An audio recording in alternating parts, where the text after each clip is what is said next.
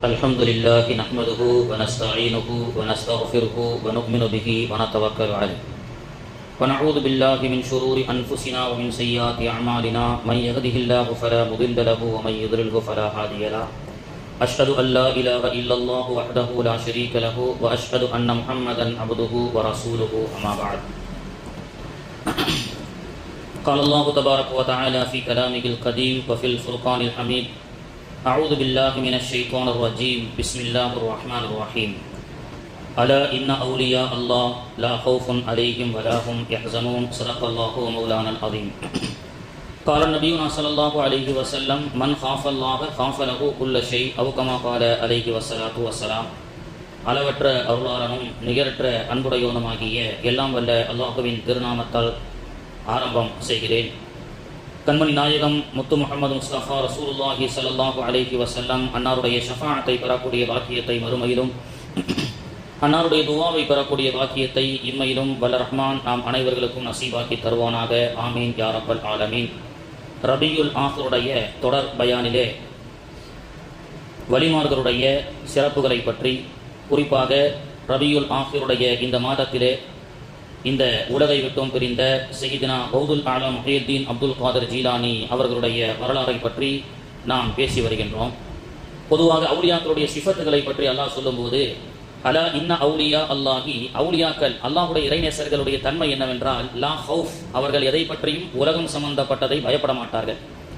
அலைஹிம் வலாஹும் யஹ்ஸனூன், உலகம் சம்பந்தப்பட்ட எந்த கவலைகளாக இருந்தாலும் அவர்கள் அதை பற்றி கண்டுகொள்ள மாட்டார்கள். அந்த சிஃபத்து யாரிடத்தில் வருகிறதோ அதுதான் அவுலியாக்கள். அதைத்தான் நமக்கு அவுலியாக்கள் நமக்கு கற்றுக் கொடுக்குறான். உலகத்தில் ஏற்படக்கூடிய ஒரு இழப்பு ஒரு மனிதனுக்கு இழப்பு அல்ல. உலகத்தில் ஏற்படக்கூடிய சஞ்சலங்கள் கஷ்டங்கள் ஒரு மனிதனுக்கு நிரந்தரம் அல்ல என்பதை நம்ம அவுலியாக்கள் நமக்கு கற்றுக் கொடுக்கிறார்கள். நேற்றைய தினம் பார்த்தீங்கன்னு சொன்னால் செப்டம்பர் 29 வேர்ல்டு ஹார்ட் டே, உலக இருதய தினம் அப்படி என்று சொல்லி கொண்டாடப்பட்டது. உலகமெங்கும் உலக இருதய தினம், வேர்ல்டு ஹார்ட் டே. அதன் அடிப்படையில் நேற்றைய தினம் ஒரு மல்டி ஸ்பெஷாலிட்டி ஹாஸ்பிட்டலிலே கூட நம்மை அழைத்து சில உபதேசங்களை செய்ய சொன்னார்கள். அதில் உலக சுகாதார அமைப்பின் தகவலின்படி 2016க்கு பிறகு ஒரு ஆண்டிற்கு 17 மில்லியன் மக்கள் இருதய நோய்களால் உயிரிழந்து இருக்கிறார்கள். இது உலக அளவில் இறப்புகளில் மிக முக்கிய காரணமாக இருக்கிறது. இந்த எண்ணிக்கை பல வருடங்களாக உயர்ந்து வருகிறது. குறிப்பாக 2021ஆம் ஆண்டிற்கு பிறகு ஹார்ட் அட்டாக் என்று சொல்லக்கூடிய இருதய இஸ்கிமிக் இதய நோயால் மட்டும் 9.1 மில்லியன் மக்கள் இறந்து விடுகிறார்கள். இது உலக அளவில் மரணங்களில் சுமார் 100க்கு 13% மக்கள் இருதய நோயால் ஹார்ட் அட்டாக்கால் பாதிக்கப்பட்டு இறந்து போகிறார்கள் அப்படி என்று சொல்லி ஒரு கணக்கெடுப்பு சொல்லப்படுகிறது. அப்போ இருதயத்தை எப்படி சீராக அமைத்துக் கொள்ள வேண்டும் அப்படின்னு சொல்லி நிறைய மருத்துவர்கள் பேசும்பொழுது ஒரு மருத்துவர் சொன்னார், அதாவது எண்ணங்கள் நல்ல எண்ணங்களை கொள்ளுங்கள் அப்படி என்று சொல்லி அவர் பேசினார். பொதுவாக உலகத்தினுடைய ஒரு இழப்பு இருக்கு பார்த்தீங்களா, அந்த இழப்பை நினைத்து பயந்து விட்ட ஒரு மனிதனுக்குத்தான் குறிப்பாக ஹார்ட் அட்டாக் நிறைய வரும். உதாரணமாக, பெருங்கொண்ட ஒரு வருமானத்தில் இருக்கக்கூடிய ஒரு உத்தியோகத்தில் இருக்கிறார் அல்லது ஒரு கடை நடத்துகிறார். திடீரென்று அந்த கடை அரசாங்கத்தால் கைப்பற்றப்படுகிறது அல்லது அந்த உத்தியோகம் பறி போய்விடுகிறது. 1 லட்சம் ரூபா 2 லட்சம் சம்பளம் வாங்கிட்டு இருக்கார். திடீர்னு வேலை இல்லாமல் நடு ரோட்டில் வந்துட்டாருன்னா அவர் ரொம்ப என்ன செய்கிறார், அந்த கவலையை நினைத்து அந்த பயம் அவரை அந்த பயத்தினுடைய அந்த அறிவிப்பு அவருடைய ஹார்ட்டை என்ன செய்ய வைக்கிறது, இருதயத்தை கோளாறாக ஆக்கி வைக்கிறது அப்படின்னு சொல்லி ஜென்ரலாக பேசுகிறாங்க. அது அல்லாமல் உணவுனுடைய முறை, செயற்கை சம்பந்தப்பட்ட இது போன்ற விஷமுள்ள உணவுகளை சாப்பிடுவது நிறைய காரணங்கள் சொல்கிறாங்க. ஆனால் வலிமார்களை பற்றி அல்லாஹ் சொல்லும்போது அதான் பயம். நான் பேசும்போது கூட அங்கே அதான் சொன்னேன், அதாவது விஷத்தில் கொடுமையான விஷம் எதுவென்று சொன்னால் பயம், மருந்துகளில் சிறந்தது எதுவென்று சொன்னால் தைரியம். அல்லாவும் அதை தான் சொல்லி காட்டுறான். கௌதம் முஹியுத்தீன் அப்துல் காதர் ஜீலானி ஒரு மிகப்பெரிய கப்பல் வியாபாரி. பல கோடி கப்பல் சரக்கு இந்த நாட்டிலிருந்து வேற ஒரு நாட்டிற்கு செல்லும், இம்போர்ட் எக்ஸ்போர்ட் வணிகம் செய்யப்படக்கூடிய மிகப்பெரிய கோடீஸ்வரர். பள்ளிவாசலில் அமர்ந்து பயான் செய்து கொண்டிருக்கும் போது ஒருத்தர் வரார். அன்னைக்கு கூட அதில் சொன்னாங்க, உங்களுடைய கப்பல் கவுந்து விட்டது என்ற தகவல் வந்திருக்கிறது. இருதயத்தை பார்த்தாங்க, அல்ஹம்துலில்லாஹ்னு சொன்னாங்க. கப்பல் கவுந்துருச்சா? இன்னைக்கு நமக்கு உதாரணம் சொல்லுவாங்க, என்னடா கப்பலாக கவுந்துருக்கு, கஷ்டப்பட்டுட்டு பயந்துட்டு இருக்கே அப்படின்னு சொல்றாங்களா இல்லையா? அப்போ உங்களுக்கு சொந்தமான கப்பலோ அல்லது அந்த கப்பலில் வந்த அந்த பல கோடி ரூபாய் மதிப்புள்ள சரக்கோ அது விபத்துக்குள்ளாக்கப்பட்டு எல்லாமே கப்பலில் தண்ணீரில் மூழ்கிவிட்டது என்று சொன்னாலும் அவர்கள் அதை பற்றி கவலைப்படவில்லை. அல்ஹம்துலில்லாஹ், எல்லா புகழும் அல்லாஹ்வுக்கு தான். பிறகு சிறிது நேரத்திற்கு பிறகு வந்த தகவல் தவறு, வந்த கப்பல் உங்களுடைய கப்பல் சரக்கு அல்ல, அது வேறொரு கப்பல் அப்படின்னு சொன்னாங்க. அப்படியும் அல்ஹம்துலில்லாஹ்னு சொன்னதாக ஒரு வரலாற்றை நாம் பார்க்க முடிகிறது. இந்த தைரியத்தை தான் வலிமார்களுக்கு உண்டு, அந்த தைரியத்தை நீங்களும் பழகிக் கொள்ளுங்கள் அப்படி என்று சொல்லி நமக்கு அல்லாஹ்வுடைய தூதரும் கற்றுக் கொடுக்கிறார்கள், வலிமார்களும் அதைத்தான் கற்றுக் கொடுக்கிறார்கள். நாயகம் ஸல்லல்லாஹு அலைஹி வஸல்லம் உடைய ஹதீஸை பாருங்க, பைஹகியிலே பதிவு செய்யப்படுகிறது. இன்ன ஹாதிஹில் குலூப், இந்த கல்வி இருக்கின்றதே, தஸ்தஉ கமா யஸ்தஉல் ஹதீத் இதா அஸாபஹுல் மா, தண்ணீர் பட்டால் எவ்வாறு இரும்பு துருப்பிடித்து விடுமோ அதை போன்று உங்களுடைய கல்புகள் எல்லாம் துருப்பிடித்து விடுகிறது. இப்போ கீழே யா ரசூலல்லாஹ், அல்லாஹ்வுடைய தூதர் அவர்களே, அப்படி கல்பு துருப்பிடிக்காமல் இருக்கிறதற்கு என்ன செய்ய வேண்டும்? இப்போ துருப்பிடிச்சதுன்னு சொன்னா இந்த காலத்துல ஹார்ட் அட்டாக்னு வச்சுக்கலாமா, இருதயம் கோளாறு ஆகிவிடுகிறது அப்படின்னு ஸல்லல்லாஹு அலைஹி வஸல்லம் சொன்னாங்க. அப்போ அதுக்கு என்ன, கல்வை சீராக அமைத்துக் கொள்வதற்கு என்ன வழி அப்படின்றத பெருமானார் இடத்துல கேட்கப்பட்ட போது, கஸ்ரத்துல் திக்ருல் மௌத், மரணத்தை அதிகமாக நினைப்பதும், அதாவது உலக பயத்தை கண்டு பயப்படாமல், உலகத்தில் ஏற்படக்கூடிய இழப்பிலும் நாம் துவண்டு விடாமல், உலகத்தில் ஏற்பட்ட மகிழ்ச்சிகளையும் கண்டு ஆடம்பரங்களையும் கண்டு மதிமயங்கி விடாமல், மௌத்தை மட்டுமே நினைத்துக் கொண்டிருக்கக்கூடிய இந்த சிந்தனை ஆகப்பட்டது உங்களுடைய கல்வி துருப்பிடிக்காமல் இருக்கும் என்று சொன்னார்கள். அடுத்து திலாவத்தில் குர்ஆன் ஓதுவது என்று சொன்னார்கள். நாயகம் அவர்கள் சொல்லிக் கொடுக்கிறார்கள், உடல்ல ஒரு உறுப்பு இருக்கு, அந்த உறுப்பு சீரடைந்து விட்டால் உடல் முழுக்க சீரடைந்து விடும், அந்த உறுப்பு பழுதடைந்து விட்டால் உடல் முழுக்க பழுதடைந்து விடும். அது என்ன உறுப்புன்னு சஹாபாக்கள் கேட்கும் பொழுது அதுதான் கல்வு அப்படி என்று பெருமானார் ஸல்லல்லாஹு அலைஹி வஸல்லம் அவர்கள் நமக்கு சொல்லிக் கொடுக்கிறார்கள். பொதுவாக உலகத்தில் ஏற்படக்கூடிய அச்சம் என்பது ஒரு மனிதனை மறுமையை மறக்கடிக்க செய்து விடுகிறது. அவன் மறுமையை மறந்த வாழக்கூடிய மனிதனாக ஆகிவிடுகின்றான். உலகத்தில் ஏற்படக்கூடிய இந்த மாதிரி சோதனைகள்லாம் துவண்டு போகாம தைரியமா கேஷுவலா இருப்பதற்கு நமக்கு அல்லாஹ்வுடைய தூதரும் கற்றுக் கொடுக்கிறார்கள். அந்த ஆயுதத்தை தான் வலிமார்கள் எடுத்தார்கள். அதனால்தான் அவங்க வலியுல்லாவாக மாறினார்கள். உலகத்துல மன் ஹாஃபல்லாக, யார் அல்லாஹ்வுக்கு அஞ்சி நடக்கின்றார்களோ உலகத்தில் இருக்கக்கூடிய அனைத்தும் அவரை கண்டு அஞ்சும் என்பது நமக்கு சொல்லிக் கொடுக்கப்படுகிறது. கண்ணியத்திற்குரியவர்களே, பயம் என்பதுதான் உலகத்தில் மிக மோசமான விஷயம். அந்த பயத்தை முதல்ல எடுக்கணும். அதனால தான் வலிமார்களை பற்றி அல்லாஹ் என்ன சொல்றான், லா ஹவுஃப், அவங்க பயப்படவும் மாட்டாங்க, வலாஹும் யஹ்ஸனுன், கவலைப்பட மாட்டாங்க அப்படின்னு சொல்லி. ஒரு நாட்டில் ஒரு மரண தண்டனை விசித்திரமாக கொடுக்கப்படக்கூடிய ஒரு நாடு இருக்கு. அந்த குற்றம் செய்யப்பட்ட மரண தண்டனை எப்படி கொடுப்பாங்கன்னு சொன்னா, குறிப்பிட்ட சில தவறுகளுக்கு அவனுடைய கண்களை கட்டி கொண்டு சேர்ல அவனை கட்டி வச்சு ஒரு விஷமுள்ள பாம்பை கொத்த வைப்பார்கள். அதன் மூலமாக மரணிக்கக்கூடிய மரண தண்டனையை ஒரு நாடு கொடுத்துட்டு இருக்குது. அப்படி ஒரு நாட்டில் மரண தண்டனையை கொடுக்கப்பட்ட ஒரு கைதியை கண்ணை கட்டுறாங்க, சேர்ல அவனை கட்டி வைக்கிறாங்க, விஷமுள்ள பாம்பை அவனிடத்தில் விடப்படுகிறது. அப்படி அந்த விஷமுள்ள பாம்பை அவனை கொத்தணும், அந்த விஷம் தலைக்கு ஏறி அவன் சாகணும். எப்படி தூக்கு தண்டனை கொடுத்து நம்ம நாட்டில் தற்கொலை கொலை தண்டனை குற்றத்தை நிறைவேற்றுறாங்களோ அந்த மாதிரி.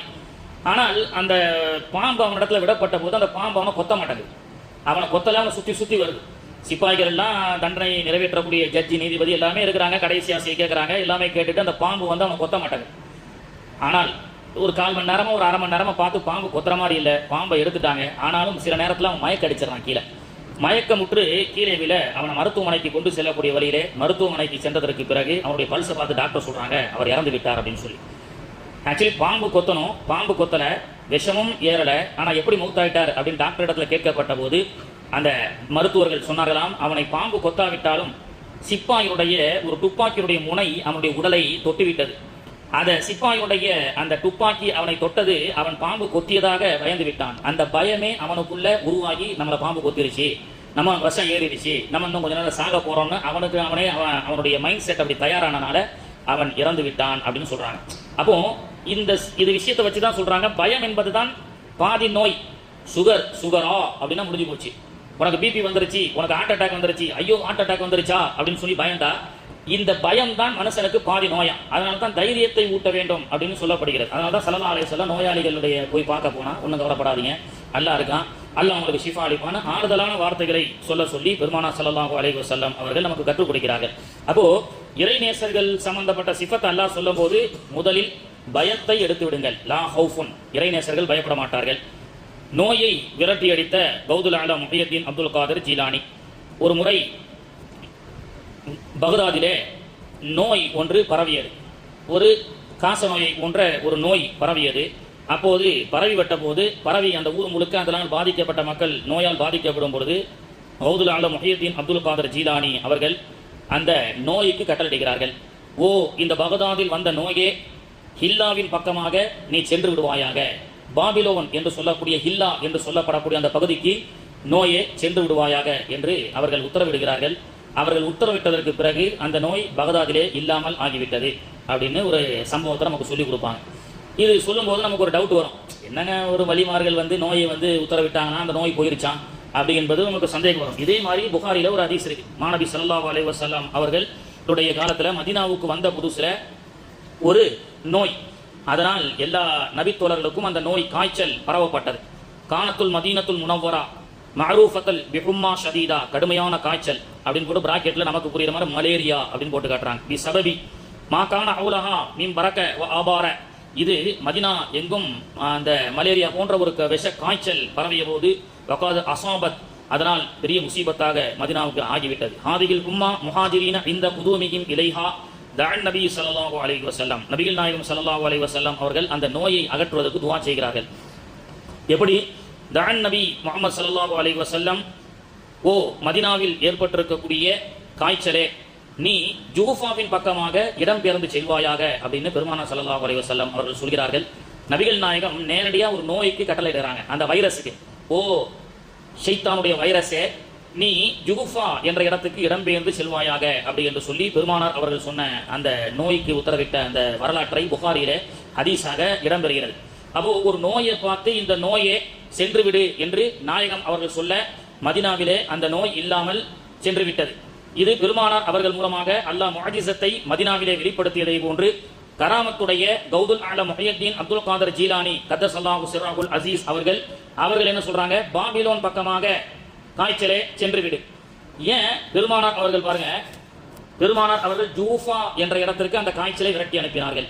மொய்தீன் அப்துல் காதர் ஜீலானி அவர்கள் ஹில்லா என்ற பாபிலோனின் பக்கமாக செல்லு அப்படின்னு சொன்னார். இந்த பகுதி எல்லாம் யூதர்கள் வாழக்கூடிய பகுதி. ஏனென்றால் யூதர்கள் தான் நோயை பரப்புவார்கள். நோய் என்பது யதார்த்தமாக வருவது ஒன்று உண்டு, இன்னொன்று நோய்களை பரப்பக்கூடியது. யூதர்கள் நோய்களை பரப்புவார்கள். இன்றைய கொரோனா என்ற வைரஸ் சைனாவில் இருக்கக்கூடிய ஒரு மிகப்பெரிய லெபார்டரியில் இருந்து வெளியாக்கப்பட்டது. லெபார்டரி அதாவது ஒரு வைரஸ் கிருமியினுடைய லெபார்டரி என்பது மிலிட்டரி தளவாய்களுக்கு உள்ள பாதுகாப்பை விட கடுமையான பாதுகாப்பு கொடுக்கப்பட வேண்டும். அதிலிருந்து சில கிருமிகள் வெளியாகிவிட்டால் பல நாட்டையே அழிக்க முடியும். அணு ஆயுதங்களை கொண்டு நேரடியாக யூதர்கள் பலஸ்தீன் போன்ற அப்பாவி மக்களை கொன்று குவிப்பதை போன்று கண்ணுக்கு தெரியாத கிருமியை ஏவிவிட்டு, நோயை ஏவிவிட்டு பல கொலைகளை செய்து வரக்கூடிய யூதர்கள். இதை பற்றி பெருமானார் அவர்கள் சொல்லி காட்டுறாங்க. யூதர்கள் கியாமத்து நாளிலே இது போன்ற ஒரு மரணங்கள் இல்லாமல் இருக்காது. சஹாபாக்கள் இடத்துல சொல்றாங்க, அல் ஹரஜ், கியாமத்து நாளைக்கு முன்னாடி ஹரஜ் என்ற ஒரு சூழல் ஏற்படும் அப்படின்னா, யா ரசூலல்லாஹ் உமல் ஹரஜ் யா ரசூலல்லாஹ், ஹரஜ்னா என்ன? அது ஒரு விதமான கொலை. மையத்து வந்துகிட்டே இருக்கும். அசருக்கு ஒரு மையத்து வந்தால் மகரிபுக்கு ஒரு மையத்து வரும். மையத்தை அறிவிப்பு செய்வார், அறிவிப்பு செய்தவருடைய மவுத்து அடுத்து வரும். அதெல்லாம் அந்த காலத்துல நம்ம பார்த்தோம். கொரோனா என்ற அதி பயங்கர மோசமான பரப்பப்பட்ட ஒரு நோய். இந்த நோயைத்தான் ஸல்லல்லாஹு அலைஹி வஸல்லம் அல் ஹரஜ், இது போன்ற ஒரு காலங்கள் வராமல் கியாமத்து நாள் வராது. இறந்து போனவங்க யதார்த்தமாக இறந்து போய்விட்டார்கள் என்று நினைத்திருப்பார்கள். ஆனால் அது ஒரு விதமான ஸ்லோ பாய்சன் கொடுக்கப்பட்ட மவுத், அது ஒரு கொலை என்று ஸல்லல்லாஹு அலைஹி வஸல்லம் அவர்கள் சொன்னார்கள். அந்த கொலையை கூட யூதன் தான் செய்வான். மருந்தே உணவு, ஆனால் உணவையே விஷமாக மாற்றிய யூதர்கள். ஸல்லல்லாஹு அலைஹி வஸல்லம் ஒரு பயணத்தை முடிச்சு சஹாபாக்களோடு வரும் பொழுது ஒரு யூத பெண்மணி, யா ரசூலல்லாஹ், அல்லாஹ்வுடைய தூதரே, வீட்டில் சாப்பிடுங்கன்னு சொன்னாங்க. ஸல்லல்லாஹு அலைஹி வஸல்லம் அந்த விருந்துல அவையில சாப்பிடுறாங்க. ஆட்டு இறைச்சி பரிமாறப்படுகிறது. ஆட்டு இறைச்சி பரிமாறப்பட்ட அந்த அவையிலே நபிகள் நாயகம் ஸல்லல்லாஹு அலைஹி வஸல்லம் அவர்கள் உட்கார்ந்து சாப்பிட முற்படுகிறார்கள். அந்த இறைச்சி நபிகள் நாயகத்தோடு பேசியது. அந்த இறைச்சி நபிகள் நாயகத்தோடு பேசியது. அறுக்கப்பட்ட ஆடு வேகப்பட்ட இறைச்சியாக மாறி தட்டில் வைக்கப்பட்ட போதும் அந்த ஆட்டிற்கு அல்லாஹ் ஹயாத்தை கொடுத்து அந்த ஆடு நபிகள் நாயகத்தினுடையோடு பேசுகிறது. ஹதீஸ்ல வருது, புகாரில இருக்கலாம் அல்லது முஸ்லீம் ஷரீஃப்ல ஆதாரபூர்வமான ஹதீஸ். யா ரசூலல்லாஹ், என்னுள் விஷத்தை கலந்திருக்கின்றார்கள், இதை நீங்கள் சாப்பிடாதீர்கள் என்று பெருமானாரிடத்திலே அந்த இறைச்சி பேசியது. உடனே பெருமானார் ஸல்லல்லாஹு அலைஹி வஸல்லம், தோழர்களே, இந்த இறைச்சியை, இந்த உணவை உண்ண வேண்டாம், இதிலே விஷம் இருக்கிறது என்று சொன்னார்கள். அன்று யூத பெண்மணியால் கொடுக்கப்பட்ட உணவிலே வைக்கப்பட்ட விஷம்தான் இன்று வரை அந்த பரம்பரையை சார்ந்த யூதர்கள் லேசாக, குர்குரேவாக, KFC சிக்கனாக, என்னென்ன அமெரிக்கன் யூதர்களுடைய ப்ராடக்ட்டுகள் எல்லாம் வருகிறதோ அந்த ப்ராடக்ட்டுகள் எல்லாம் விஷமுள்ள பொருளாக பார்ப்பதற்கு அது வேண்டுமானால் ஒரு இறைச்சியாக ருசியுள்ள உணவாக இருக்கலாம். அதனால்தான் பெருமானார் அவர்கள் யூதல்லா தத்தகுதுல் யஹூத வன் நஸாரா, யூதர்களோடு நீங்கள் தோழமை கொள்ளாதீர்கள், அவர்களுடைய உணவை சாப்பிடாதீர்கள் என்று நபிகள் நாயகம் ஸல்லல்லாஹு அலைஹி வஸல்லம் அவர்களும் இஸ்லாமும் நமக்கு கற்றுக் கொடுக்கிறது. குபா 97% மக்களுக்கு நோய் கிடையாது. அங்கேதான் சுகர் கேன் அதிகமாக உலகத்தில் விளையுது. குபா என்ற கியூபா என்ற ஒரு நாடு, பெடரல் காஸ்ட்ரோ புரட்சியாளர், அவரை பற்றி பேசுகின்றோம். அந்த நாட்டில் பார்த்தீங்கன்னு சொன்னா சுகர் கேன் அதிகமாக விளையக்கூடிய நாடுகள்ல சில இடத்துல முதல் இடத்துல இருக்கு. ஆனா அங்க சுகர் பேஷண்டே கிடையாது, அங்கே கேன்சர் பேஷண்ட்டுகள் கிடையாது. 97% மக்களுக்கு கல்வி. அந்த கியூபா தேசம் ஏன் அவ்வளவு சுகர் பேஷண்ட் இல்ல, ஆரோக்கியத்தோடு அங்க மக்கள் வாழ்றாங்க, 90 வயசுக்கு மேல அங்க மக்கள் ஆரோக்கியமாக வாழ்றாங்கன்னு சொன்னா யூதர்களுடைய எந்த பொருளும் அந்த நாட்டிற்கு வரக்கூடாது என்று தடை விதிக்கப்பட்டிருக்கிறது.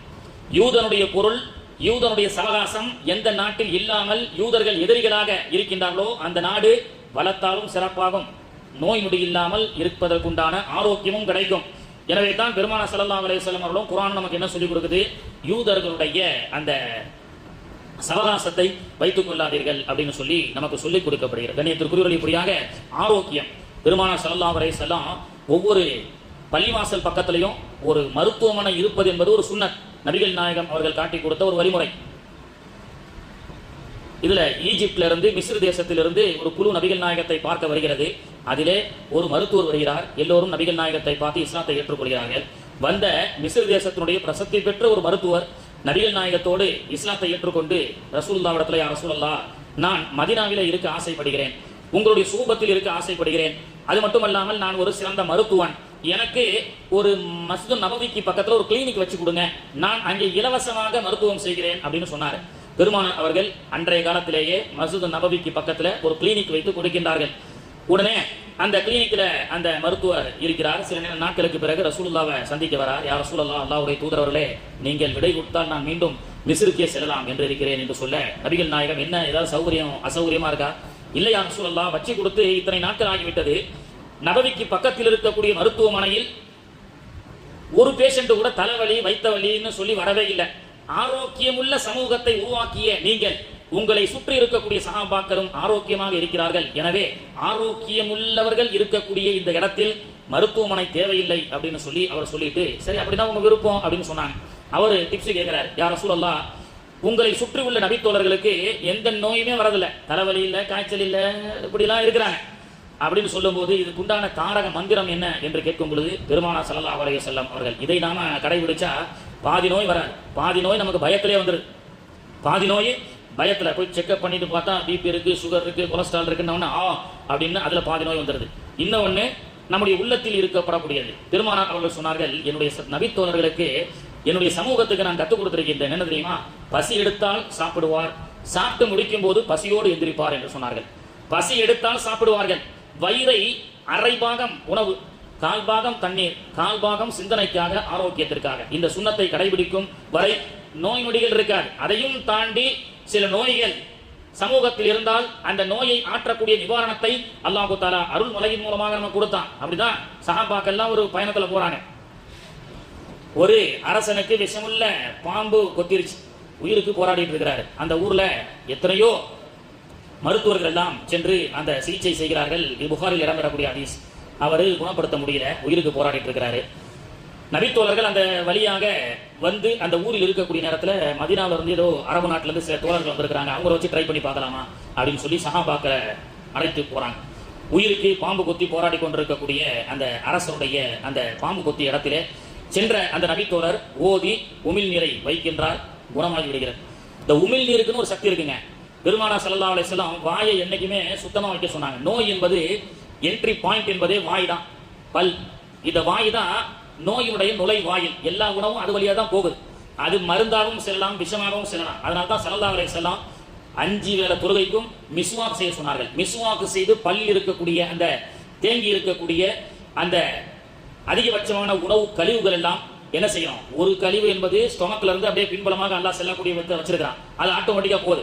ஆனா பல்லு துலக்காமல் 5 வக்து தொழுகைக்கு ரசூலுல்லாஹ் சொல்றாங்க, மிஸ்வாக் என்பதை நான் உருவு செய்வதிலே ஃபர்லாக ஆக்கியிருப்பேன், என்றாலும் அது உங்களுக்கு சிரமமாக ஆகிவிடக் கூடாது என்பதற்காகத்தான் சுன்னத்துன்னு சொல்லப்பட்டது. இப்போ பல் துலக்குதல், த என்ட்ரி பாயிண்ட், இதை நம்ம சுத்தமா வச்சிருந்தாலே நம்முடைய உமிழ் நீர்ல ஒரு விதமான நோய் நிவாரணம் இருக்கு. சூருல் முஃமினீன வ ஷிஃபாஉன், முஃமின்களுடைய அந்த எச்சிலே நோய் நிவாரணம் இருக்கு. 1000 மல்டி ஸ்பெஷாலிட்டி ஹாஸ்பிட்டல் கொடுக்க முடியாத மருந்தை ஒரு முஃமினுடைய எச்சியால் கொடுக்க முடியும். ஏனென்றால் அந்த மூமின் என்னைக்கும் வாயை சுத்தமா வச்சிருப்பாரு, ஒழுவு செய்து வாயை கொப்பளித்துக் கொண்டிருப்பார். சாப்பிடுவதற்கு முன்பதாக வாயை கொப்பளித்து விட்டு சாப்பிடுங்கள், சாப்பிட்டு முடித்ததற்கு பிறகு வாயை கொப்பளியுங்கள். எவ்வளவு பெரிய ஒரு அற்புதமான ஆரோக்கிய வாழ்க்கையை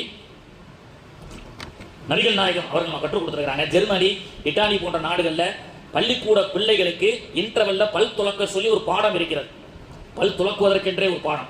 இன்டர்வெல்ல பல் துலக்கணும், லஞ்சில பல் துலக்க வேண்டும், பள்ளிக்கூடத்தினுடைய சாப்பிட்டு முடிச்சதற்கு பிறகு பல் துலக்க வேண்டும். மிஸ்வாக் என்ற இந்த பல் துலக்கக்கூடிய இந்த அற்புதமான சுன்னத்து நபிகள் நாயகம் நம்ம கற்றுக் கொடுத்துருக்காங்க. நாம ஃபாலோ பண்றது இல்ல. ஆனா ஜெர்மனி, இத்தாலி போன்ற மேலை நாடுகள்ல அந்த சுன்னத்துகளை ஃபாலோ செய்து ஆரோக்கியமாக இருக்கிறார்கள். இந்த பாம்பு கொத்திய இடத்துல அவர் உமிழ் நீரை வச்சு சஹாபி ஏதோ ஓதி ஊதுறாரு, குணமாயிடுச்சு.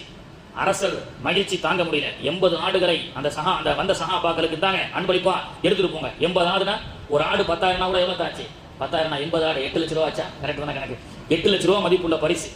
அதுல சில சஹாபாக்கள் சொன்னாங்க, என்னப்பா நீ பாடு ஊதிட்டு இந்த மாதிரி காசு வாங்கிட்டு வரையா, ரசூலுல்லாஹ் போனா என்ன சொல்லுவாங்கன்னு தெரியலையே, இது ஹராமா ஹலாலா தெரியல, இது பயன்படுத்தலாமா வேணாமா? சரி பிரச்சனை வேணாம், நேரம் மதீனாவுக்கு வரைக்கும் ஓட்டிட்டு போவோம், ரசூலுல்லாஹ் கிட்ட போய் இது ஹலாலா ஹராமான்னு கேட்கலாம் அப்படின்னு சொல்லி போய் நடந்த நிகழ்ச்சிகளை சஹாபி சொல்றாங்க. யாரும் சொல்ல நாங்க போனோம், அந்த மாதிரி ஒரு அரசன் உயிருக்கு போராடிட்டு இருந்தாரு, எங்கள்ல வந்த அந்த அமீர் சாப் என்ன செஞ்சாரு, போய் ஏதோ ஓதி விட்டார், சரியாயிருச்சு. 80 ஆடுகளை கொடுத்தாங்க, வாங்கிட்டு வந்துட்டோம். வர வழியில அது ஹலாலா ஹராமான்னு தெரியல, அதெல்லாம் பயன்படுத்தல அப்படின்னு சொல்லி நபிகள் நாயகம் யாருப்பா ஓதி விட்டதுவா அப்படின்னா, புகாரில வரக்கூடிய ஹதீஸ் வந்தாங்க. என்ன ஓதி விட்டீங்க அப்படின்னாங்க. பெருமானார் ஸல்லல்லாஹு அலைஹி வஸல்லம் அவர்கள் சொன்ன அந்த ஹதீஸை தான் அவர் மேற்கோள் காட்டுறாரு. பாருங்க, ஃபாத்திஹத்துல் கிதாபி ஷிஃபாஉம் மின் குல்லி தா, அல்ஹம்துலில்லாஹி ரப்பில் ஆலமீன் அர்ரஹ்மானிர் ரஹீம் ஓதுறோம்ல, சூரத்துல் ஃபாத்திஹா அனைத்து விதமான நோய்களுக்கும் மருந்துன்னு நாயகமே நீங்க சொன்னீங்க. அதனால ஒன்றும் பெருசாலாம் ஓதல. அல்ஹம்துலில்லாஹி ரப்பில் ஆலமீன் அர்ரஹ்மானிர் ரஹீம் மாலிகி யௌமித்தீன் வலல்லாஹின் வரைக்கும் முடிச்சு ஷிஃப்னு ஓதுனா சரியாகி போச்சு, உமிழ் நீரை வச்சா சரியாகி போச்சு. அப்போ ஸல்லல்லாஹு அலைஹி வஸல்லம் வெரி குட், நல்லதான் செஞ்சிருக்கேன். சரி பாய், இந்த 80 ஆடு வாங்கி வந்திருக்கீங்க, அது என்ன செய்யறது, என்ன செய்யலாம்னு இருக்கீங்க. யார சொல்லுதா அது ஹலாலா ஹராமான்னு தெரியல. சரி ஹலால்னு சொன்னா என்ன செய்வீங்க? போன எல்லாரும் பங்கிட்டு அந்த பயணத்துல யாரெல்லாம் இருக்கிறோமோ நாங்க பங்கிட்டு எடுத்துக்கிறோம்னு சொல்லும்போது பெருமானார் ஸல்லல்லாஹு அலைஹி வஸல்லம், ஏப்பா சொல்லி கொடுத்தது நானுப்பா, என்னையும் ஒரு ஆளா சேர்த்து அந்த பங்கை எனக்கு ஒண்ணு கொடுன்னு கேட்டாங்க. எவ்வளவு ஃப்ரெண்ட்ஷிப்பா ஸல்லல்லாஹு அலைஹி வஸல்லம் பாருங்க, எனக்கு ஒண்ணு கொடு அப்படின்னு சொல்லி ஸல்லல்லாஹு அலைஹி வஸல்லம். அதை வச்சுதான் சில பேர் ஓதுறோம் ஏதோ அன்பளிப்பா கொடுத்தாங்கன்னா அது வாங்குவது தவறல்ல, அன்பளிப்பான முறையில் கேட்டு வாங்கக்கூடாது. எனக்கு இவ்வளவு கூட அவ்வளவு கூட அப்படின்றத சட்டத்தை நமக்கு சொல்லி கொடுப்பாங்க, அது வேற சப்ஜெக்ட். அப்போ கண்ணியத்திற்குரியவர்களே, உமிழ் நீர் சூருல் முஃமினீன வ ஷிஃபாஉன், இந்த ஹதீஸ் ரசூலுல்லாஹ் அபூபக்கர் சித்திக் ரலியல்லாஹு அன்ஹு அவர்களுக்கு பாம்பு கொத்தபோது உமிழ் நீரை வைத்துவிட்டு பெருமானார் அவர்கள் அந்த விஷம் போக்கியதற்கு பிறகு அந்த இடத்துல சொன்ன ஹதீஸ் சூருல் முஃமினீன வ ஷிஃபாஉன், முஃமினுடைய எச்சி என்பது மருந்து, இன்னொரு முஃமினுக்கு மருந்து அப்படின்னு ஸல்லல்லாஹு அலைஹி வஸல்லம் அவர்கள் நமக்கு சொல்லிக் கொடுக்கின்றார்கள். எனவே கண்ணியத்திற்குரிய மார்க்கம் நமக்கு ஆரோக்கியமான வாழ்வியல் சுன்னத்துகளை நமக்கு கற்றுக் கொடுக்கிறது, தைரியத்தை நமக்கு சொல்லிக் கொடுக்கிறது. நாம் தைரியத்தையும் இழந்து விட்டோம், சுன்னத்தையும் இழந்து விட்டோம். ரெண்டையும் இழந்தனால நம்முடைய சமூகம் தான் காமாட்சியிலும் மீனாட்சியிலும் எஸ்ஆர்எம்லையும் பெரும் பெரும் ஹாஸ்பிட்டல்கள்ல போய் பேஷண்ட்டுடைய லிஸ்ட் எடுத்து பாருங்க. மல்டி ஸ்பெஷாலிட்டி ஹாஸ்பிட்டல்ல முஸ்லீம்கள் 30% பேர் இருக்கிறாங்க. முஸ்லீம் 30% பேர் மல்டி குஷன் ரெஸ்டாரண்ட் என்ற அடிப்படையில் கண்டதெல்லாம் போய் சாப்பிடுறான். பிறகு பல நோய்களை உள்ள உடம்புல வச்சுக்கிட்டு மல்டி குஷன் ரெஸ்டாரண்ட்ல போய் சாப்பிட்டு மல்டி ஸ்பெஷாலிட்டி ஹாஸ்பிட்டல்ல போய் படுக்கக்கூடிய ஒரு சூழல் தான் ஏற்பட்டிருக்கிறது. நமக்கு கற்றுக் கொடுக்கப்பட்ட ஹலாலான உணவுகளை சாப்பிடுவோம். முதலில் தைரியமாக இருப்போம், எந்த நோயும் நம்மை ஒன்றும் செய்யாது. மறுமையை மட்டும் நாம் பயந்து மறுமைக்கான யக்கீனோடு வாழ்வோம். அதைத்தான் இறைநேசர்களும் சொல்லிக் கொடுக்கிறார்கள். அலா இன்ன அவுலியா அல்லாஹி லா ஹவுஃபுன் அலைஹிம் வலாஹும் யஹ்ஸனூன், எந்த நஷ்டமும் இந்த உலகத்தில் என்னை ஒன்றும் செய்யாது, எந்த கஷ்டமும் இந்த உலகத்தில் ஒன்றும் செய்யாது. இன்னைக்கு கஷ்டம் கொடுத்த அல்லாஹ் நாளைக்கு எனக்கு சந்தோஷத்தை கொடுப்பான், இந்த துன்பத்தை கொடுத்த அல்லாஹ் நாளைக்கு எனக்கு மோட்சத்தை கொடுப்பான் என்ற அந்த தாரக மந்திரத்தோடு வாழ்ந்த அந்த இறைநேசர்களை பேணி அந்த வழியில் நாமும் வரக்கூடிய பாக்கியத்தை வல்ல ரஹ்மான் நாம் அனைவர்களுக்கும் தந்து